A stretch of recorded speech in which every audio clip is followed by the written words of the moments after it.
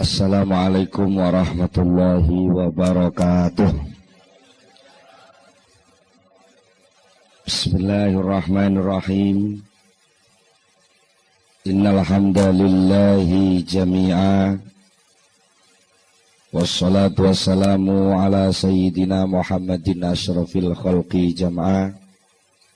Wa ala alihi wa ashabihi alladhina nalu as-sa'adatal haqiqiyyata fid dunya wal uqba. Allahumma salli ala sayyidina Muhammad abdika wa nabiyyika wa rasulika nabiyil ummi wa ala alihi wa sahbihi wa sallim taslima biqadri 'azamati dzatika fi kulli waqtin wa hin, amma ba'du. Para hadirin hadirat ingkang kula hormati, alhamdulillah saat menika kita pinaringan rahmat taufik inayah saking ngersanipun Allah Subhanahu wa taala sehingga saged sareng-sareng ngleksanakaken pengaosan saat menika.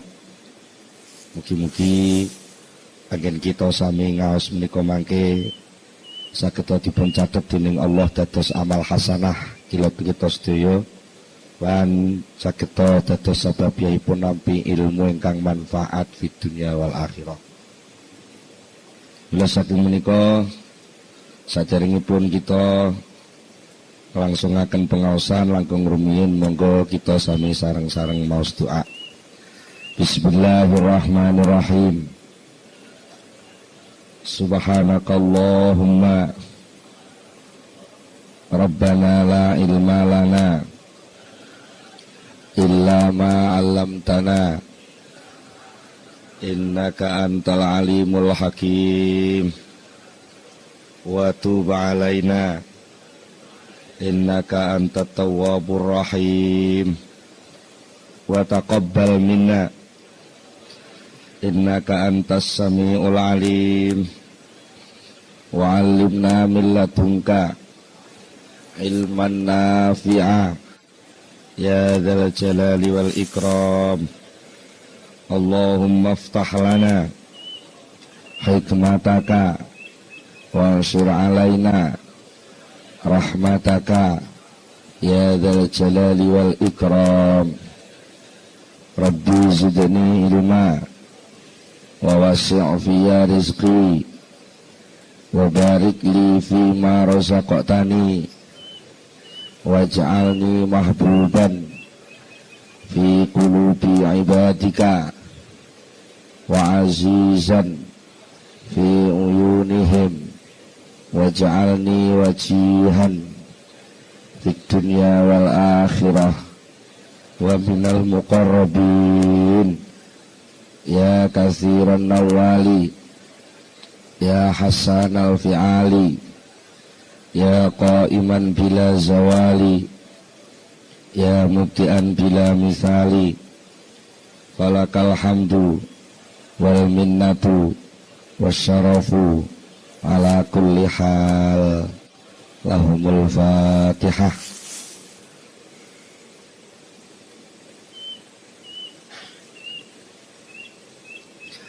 Para hadirin, para rawuh sedaya,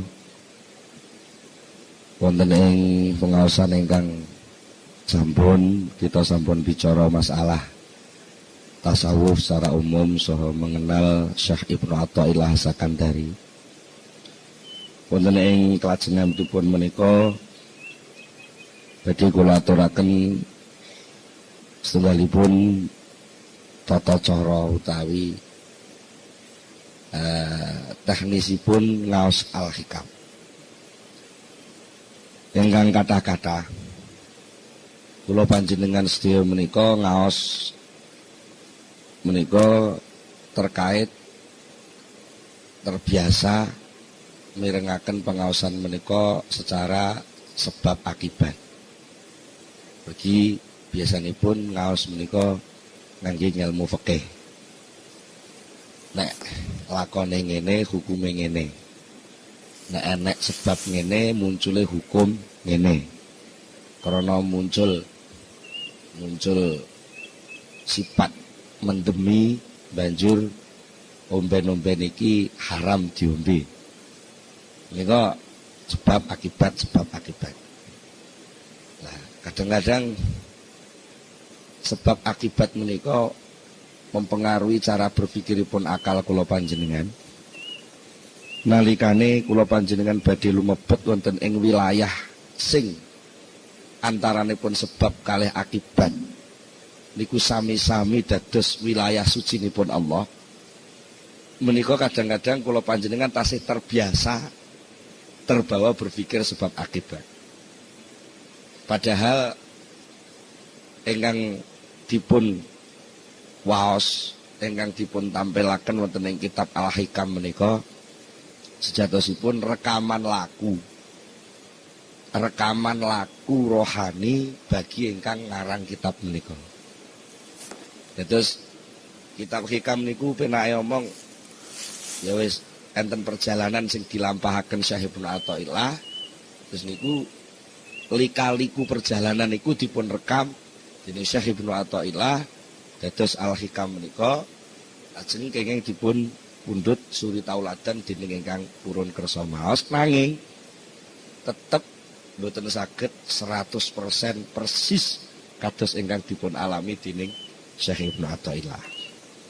Dan mula saking menika menawi kepengin mendekati memahami ngrasakno napa sing ditulis teng Hikam, nggih mbuh pirang persen kudu ngalami memposisikan diri kados posisine Syekh Ibnu Athaillah. Nek namung sekedar niat ngaji Hikam kok mengajeng ngamati lakune wong tasawuf mboten tok. Mboten paham. Menawi namung kira-kira niku jenenge namung kira-kira. Nah niku saged diperdebataken menawi namung kira-kira. Lah ngaos Hikam menika mboten kangge nyalahno benerno wong.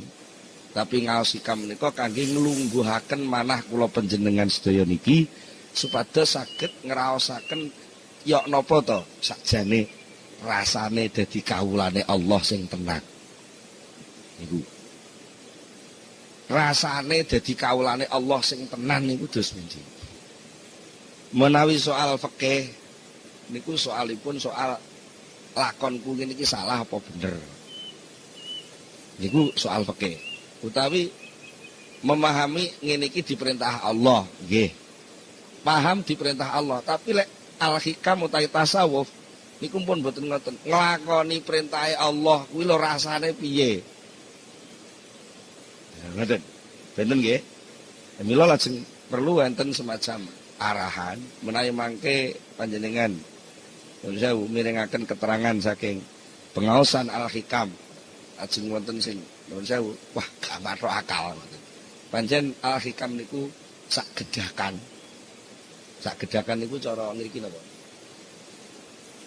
Sepintas nggih. Sak gedakan lawaran ngoten niku gampang bentrok kalih akal. Jane mboten bentrok, cuma kebiasaan akal sing kulino berpikir sebab akibat, terus diajak untuk berpikir tentang sesuatu sing mboten berkaitan kalih sebab akibat, tapi munculnya sebab dan munculnya akibat. Lalu ngerasakno piye lek wis nglakoni sebabe, kapan piye rasane lek nglakoni akibate. Itu apa yang harus dilakukan secara rohani, secara kehambaan, secara keimanan, ketundukan, kesujudan kepada Allah Subhanahu wa taala menika. Kira diringkes apa to tasawuf niku? Tasawuf paknane ya nyahadatno laku sakbare nyahadatno lambe. Kula panjenengan mlebet Islam kan mlebete liwat ungkapan pengakuan asyhadu alla ilaha illallah wa asyhadu anna Muhammadar Rasulullah. Lajeng menika menawi kita ngaos tasawuf ingin benar-benar memasuki wilayah tasawuf, kedah syahadat niku mboten namung teng lesan, tapi bener-bener dirasakno tenan nek ora ana pangeran liyane Allah. Bener-bener nglenggono lungguh tenan lek lakon contoh tumindak sing bener niku lakon contoh tumindake Rasulullah. Di cara wong nuwun sewu disuguhi niku mboten namung dibicara. Iki kula disuguhi toya pethak. Mboten namung dibicara apa air putih itu untuk apa, dari mana asalnya air putih. Sekarang ini air putih tampil berapa gelas? Mengapa harus itu? Niku lah menjadi ilmu. Jadi tahu tok. Maka apa? Tasawuf al-hikam berusaha untuk mengajak orang, mengajak murid-muridnya, mengajak kelompoknya untuk ngombe. Ya kayak ngerti gini sewu. Alhamdulillah. Roh rasane banyu putih. Jenengan kan namung ngertos lek kula minum.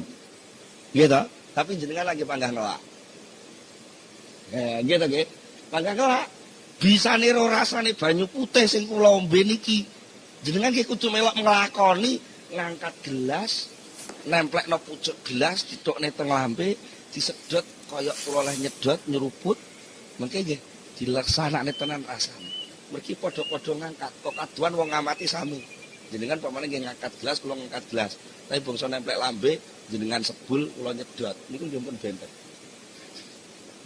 Mulane ngaji tasawuf kadang-kadang enten sing model nyebul, enten sing model nyedot. Lek ngaji hikam, ngaji tasawuf kok nyebul, arep dienggo ngomentari wong liya, nggih ngamati napa sing didelok. Dari pelaku tasawuf niku jenenge ngaji kitab hikam arep nyebul, mboten roh rasane. Tapi lek ngaji hikam disedot, diserot, diombe, dirasakno, lha niku mengke badhe muncul beberapa reaksi kerohanian, pertumbuhan kesehatan hati sing niku mengke saged dumugi dhateng dawuhipun Allah Subhanahu wa taala, la yanfa'u malun wala banun illa man atallaha biqalbin salim.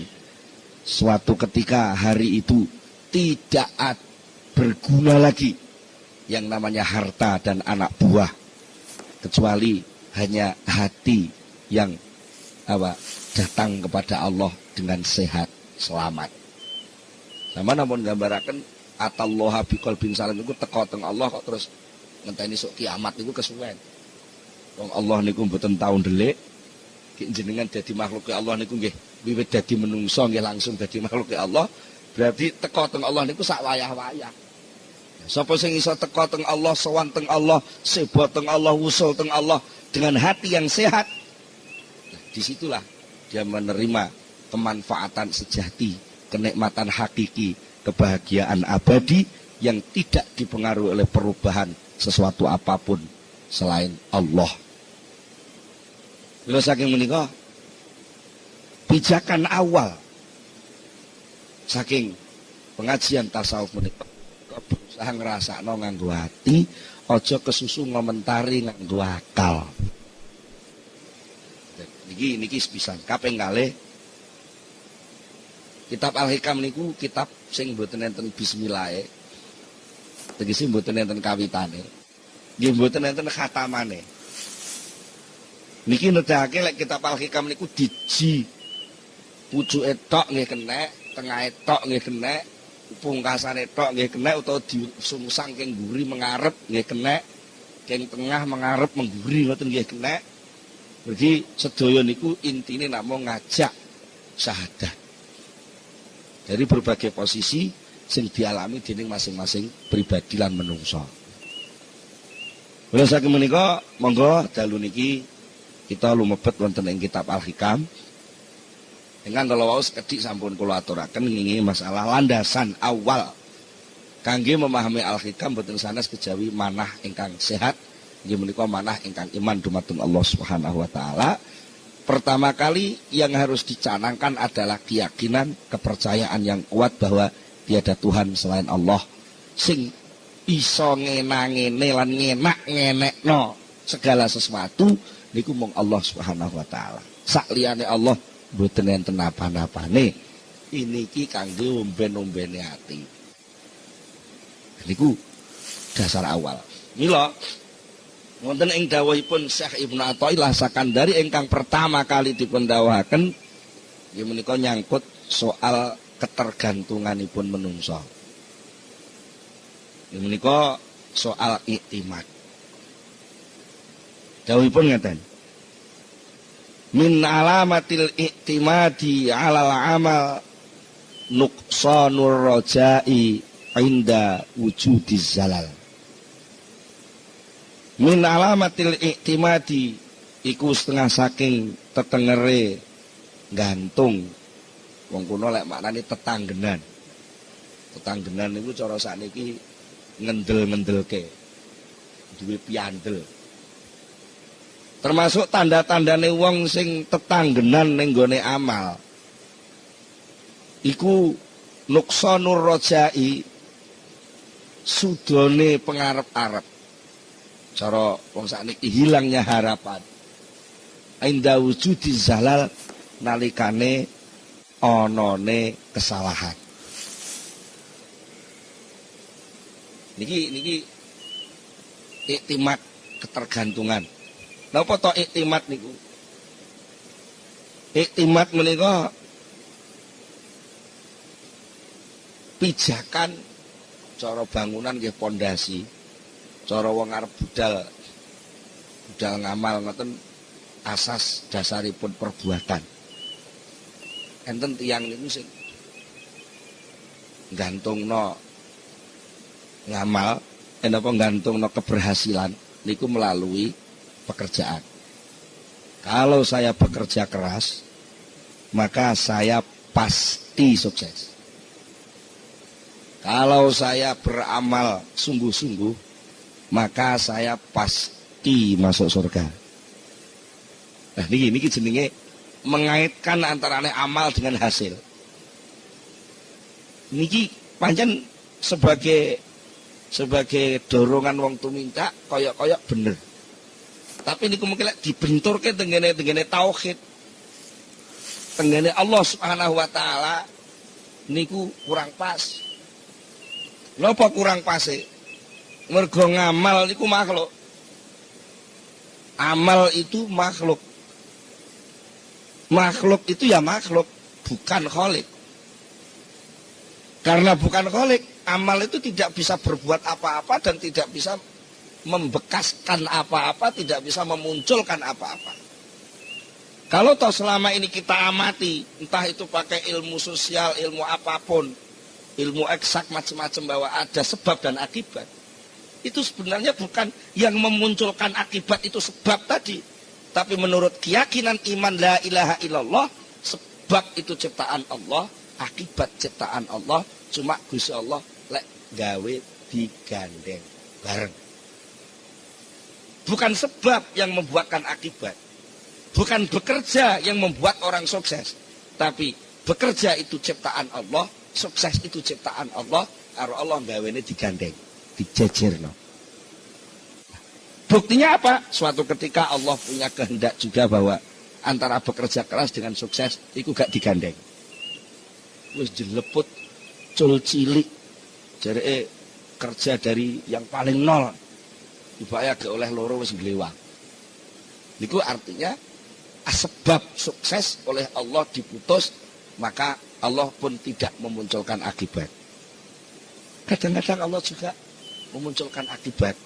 Sebab itu dirahasiakan oleh Allah. Nah, itu sakarepe dhewe Gusti Allah. Sakarepe dhewe. Sapa ta sing nyono lek Gusti arep dadi presiden? Cara sebab politik mun mboten masuk hitungan kok. Kesehatan wis ora mungkin. Partai politik gak jadi ketua.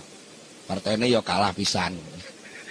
Ini cara itu kan pun mboten pantes lek dadi presiden. Lho kok dadi? Mergo napa? Malikal mulki tu'til mulka man tasya wa tanzi'ul mulka mimman tasya. Karena pemegang kekuasaan itu Allah, bukan manusia.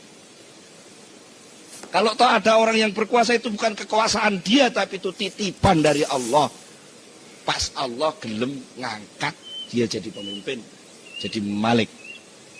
Tapi lek di tanzi'u, didedel, dicopot, dilengser, ya pira suwene. Dan itu tidak ada yang tahu sapa sing arep diparingi lan sapa sing gak diparingi lan kapan lengsere, kapan munggahe, niku rahasiane Allah Subhanahu wa taala. Niku namine iktimat dumateng Allah. Artinya apa? Segala sesuatu selain Allah tidak bisa dipakai pijakan. Kalau kita tertipu dengan sesuatu selain Allah dipakai pedoman, sementara segala sesuatu yang selain Allah itu berubah-ubah, maka pedoman kita pun akan berubah-ubah sejumlah barang yang kita pakai pedoman. Sehingga muncul yang namanya teori relativitas. Iku maknane apa? Ora kena dienggo ancek-ancek. Ini relatif. Sing pasti namung Allah. Saliyane Allah mboten enten sing mesti. Mula sangka niku nek kowe kepengin gantungno segala sesuatu, nyagerno. Cara wong Jawa Tengah nyagerno. Cara wong mriki napa jagakno. Kowe kepengin jagerno sesuatu, jagakno sesuatu, aja ning liyane Allah, jagakno sesuatu langsung kepada Allah. Termasuk liyane Allah kuwi ngamal. Ya ngoten. Termasuk liyane Allah niku napa? Ngamal. Lah nek enek-enek wong gantungno amal, maka dia akan terombang-ambing oleh amal itu sendiri. Lek ngamale sukses, ngamale bener menurut jalur rancangan sing ditetepno, dia merasa pasti jadi. Tapi lek rancangan amal ini pun melenceng saking rencanane, dia terus ngelokro. Wah, gagal ini. Seakan-akan gak ada harapan jalan keluar lagi. Karena merasa jalan satu-satunya ya liwat program mang. Lek program memang gagal ya hasilnya gagal pisan. Padahal ada kekuasaan Allah yang bisa menarik seseorang bisa mendapatkan kesuksesan tanpa melalui sebab sing diamali niku wae. Niki jenenge bertauhid. Bertauhid. Dados enten sing takok, biasanya enten sing takok, lah terus pundi terus suruh bekerja keras. Tapi lah kok diomongi jadi kerjaan itu nggak ada nilainya, nggak ada apa-apanya. Niki perlu panjenengan sedaya pahami, orang Islam itu ditaklif, diperintah dening Allah untuk bekerja. Bekerja termasuk amal itu bekerja. Salat itu bekerja. Nggih. Nyambut gawe teng toko, teng pasar niku bekerja. Niku sing merintah Allah. Nggih, perintah Allah. Ana kalane perintah niku bentuke fardhu ain. Masing-masing orang harus mengerjakan bentuk yang sama. Niku namanya fardhu ain. Enten sing fardhu kifayah. Masing-masing orang kewajibannya tidak sama. Niku jenenge fardhu kifayah. Buka toko buku niku fardhu kifayah. Terus Pak Hari buka pom niku fardhu kifayah. Mergo lek pom ditutup kabeh nggih kabeh bingung. Mane niat buka usaha ampun niat sekedar golek bati. Eman-eman. Buka usaha niku niate nglakoni perintahe Allah sing rupa fardhu kifayah. Jadi wong tani nggih ngoten. Jadi wong tani niku buka lakon pertanian lho. Niat ingsun nglakoni fardhu kifayah. Niku jenenge amal al-matlub. Pekerjaan yang diperintahkan, dituntut oleh Allah kepada hamba yang namanya manusia. Ketika hamba itu dituntut mau melaksanakan pekerjaan, dia diridhoi, didemeni, disayangi, dimaremi Allah Subhanahu wa ta'ala. Sementara pada saat yang sama juga dia dituntut, diperintah oleh Allah untuk tidak menggantungkan keberhasilan amal itu kepada amalnya. Artinya hasil dari amal itu jangan dikaitkan dengan pekerjaan yang dia jalankan. Wangel nggih? Angel. Napa kok angel? Mergo latihane cilik gak ngono. Latihane cilik iji SD mau wis dituding-tuding. Kowe lek gak gelem sekolah gak iso urip kowe. Kadung dingonokne. Gene niku pun mancep cilik. Sampai dadi nganten mon mbek maratuane dituturi. Wong wis duwe bojo ya kudu usaha. Lah ora usaha bojomu merepakani apa? Lali lek enten jenenge takdir pandung keng Allah niku lak. Soal kebutuhan mangan, kebutuhan hidup.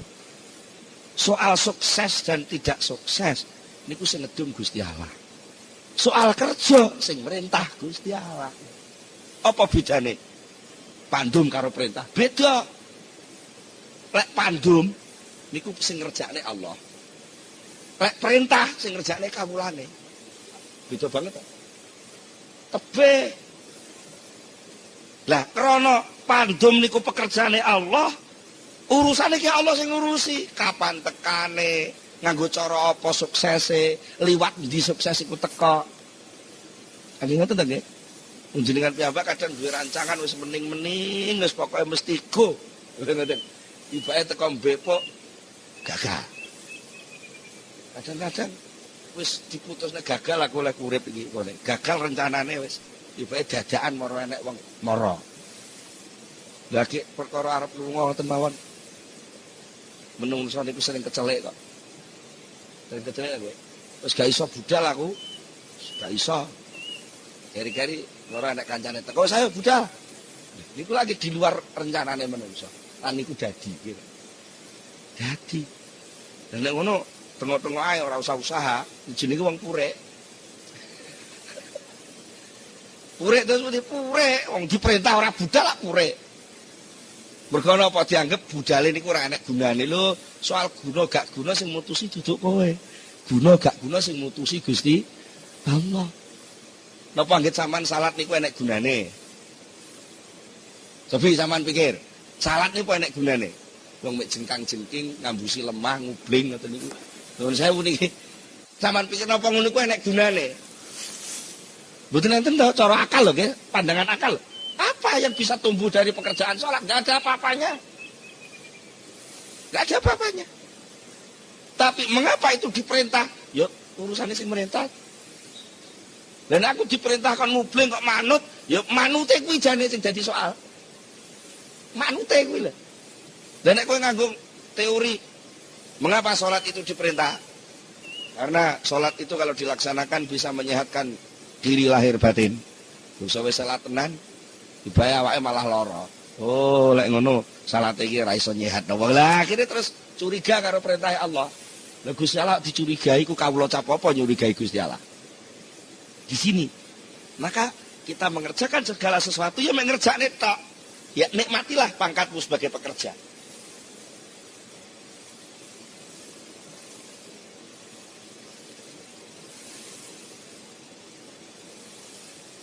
Nikmatilah pangkatmu sebagai pekerja, karena pekerja, pangkat pekerja, amil, itu penghargaan yang luar biasa.